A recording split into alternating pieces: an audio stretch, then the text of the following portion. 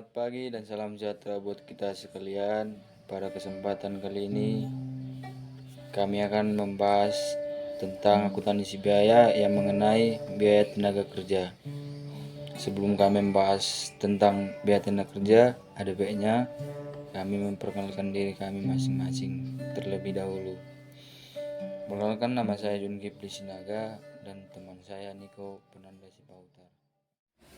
Yang pertama di sini kita akan membahas pengertian biaya tenaga kerja. Adapun unsur-unsurnya sebagai berikut. Gaji dan upah. Ini merupakan bagian terbesar dari biaya tenaga kerja.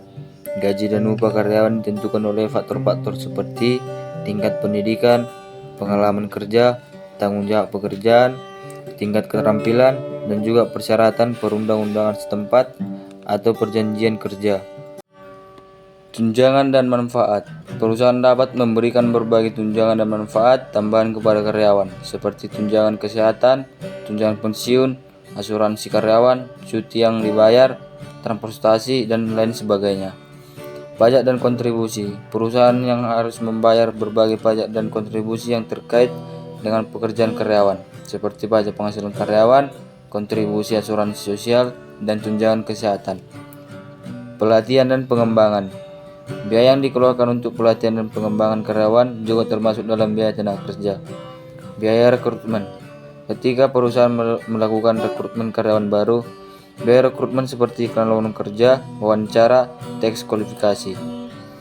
Penggantian karyawan. Jika ada karyawan yang meninggalkan perusahaan, biaya seperti proses perekrutan karyawan baru, pelatih, dan waktu yang dihabiskan untuk proses tersebut akan menjadi biaya tenaga kerja. Selanjutnya, penggolongan menurut fungsi pokok dalam organisasi perusahaan. Yang pertama, biaya tenaga kerja reproduksi, meliputi biaya kesejahteraan karyawan pabrik, upah lembur karyawan pabrik, upah mandor pabrik, dan gaji manajer pabrik.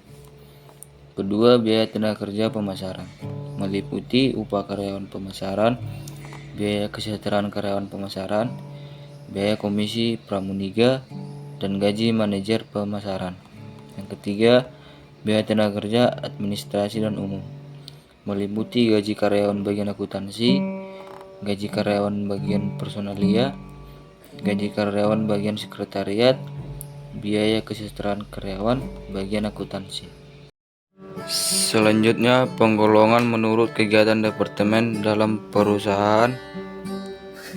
Yang pertama, departemen produksi suatu perusahaan kertas terdiri dari 4, yaitu departemen, bagian pulp, bagian kertas, dan bagian penyempurnaan.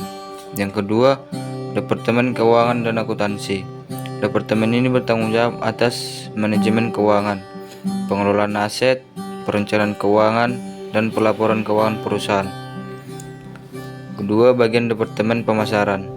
Departemen pemasaran bertanggung jawab untuk merencanakan dan melaksanakan strategi pemasaran perusahaan. Mereka melakukan penelitian pasar, pengembangan produk periklanan, promosi, penjualan, dan manajemen merek. Selanjutnya, penggolongan menurut jenis pekerjaan. Misalnya dalam satu departemen produksi, tenaga kerja digolongkan operator, upah operator, yaitu konstruksi di industri konstruksi. Upah mandor dapat bervariasi tergantung pada ukuran proyek dan tanggung jawabnya. Kisaran upah mandor konstruksi dapat berkisar antara 5 juta rupiah hingga 15 juta rupiah per bulan, tergantung pada kompleksitas proyek dan pengalaman mandor. Penyedia superintenden, upah penyedia manufaktur. Di industri manufaktur, seorang superintenden supervisor dapat menerima upah sekitar 10 juta rupiah hingga 25 juta rupiah per bulan, tergantung pada ukuran pabrik, jumlah departemen yang diawasi, dan tingkat pengalaman. Konstruksi. Dalam industri konstruksi, superintenden supervisor bertanggung jawab mengawasi berbagai proyek dalam tim. Upah superintenden supervisor di sektor konstruksi dapat berkisar antara 15 juta rupiah hingga 35 juta rupiah per bulan, tergantung pada skala proyek. Selanjutnya, penggolongan menurut hubungan dengan produk. Upah tenaga kerja langsung diperlukan sebagai biaya tenaga kerja langsung dan diperhitungkan langsung sebagai biaya produksitas. Penggolongan berdasarkan fungsi utama terkait dengan produk riset dan pengembangan. Departemen ini bertanggung jawab untuk melakukan penelitian dan pengembangan produk baru serta meningkatkan produk yang ada melalui inovasi dan peningkatan kualitas pemasaran.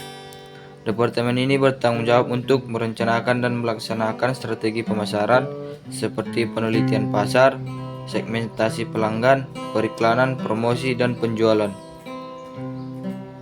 Penjualan. Departemen ini fokus pada penjualan langsung produk kepada langganan seperti penjualan perorangan, penjualan korporat, dan penjualan melalui saluran distribusi. Layanan pelanggan. Departemen ini berfokus pada memberikan dukungan dan pelayanan kepada pelanggan. Penggolongan berdasarkan tahapan siklus hidup produk. Penggolongan produk. Departemen ini terlibat dalam perencanaan dan pengembangan awal produk baru sebelum diluncurkan ke pasar. Produksi atau manufaktur. Departemen ini bertanggung jawab untuk memproduksi atau memanufaktur produk yang sudah dikembangkan. Pemasaran dan penjualan.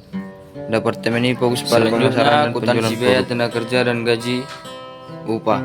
Berdasarkan atas rekapitulasi gaji dan upah, bagian akuntansi kemudian membuat jurnal distribusi dan upah seluruh. Barang dalam proses biaya tenaga kerja sebanyak 57.500, biaya overhead pabrik sebanyak 12.500, gaji dan upah sebanyak 70.000.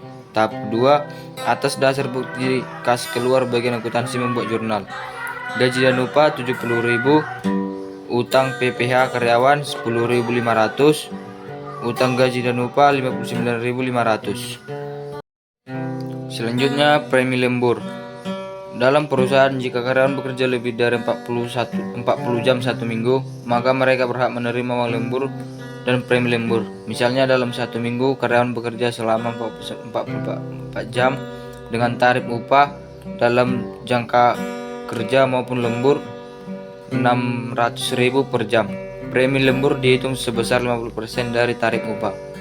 Contohnya, jam biasa 40 jam dikali 600.000 sama dengan 24.000. Lembur 4 dikali 300.000 sama dengan 2.400. Premi lembur 4 dikali 300 sama dengan 1.200. Jumlah upah karyawan keseluruhan sama dengan 27.600. Selanjutnya, biaya yang berhubungan dengan tenaga kerja. Pertama, setup time adalah biaya yang dikeluarkan untuk memulai produksi. Ada 3 perlakuan. Pertama, dimasukkan ke dalam produk atau kelompok biaya tenaga kerja langsung. 2, dimasukkan sebagai unsur BOP. 3, dibebankan kepada pemesanan yang bersangkutan. 2, waktu menganggur. Misalkan seseorang karyawan harus bekerja 40 jam per minggu.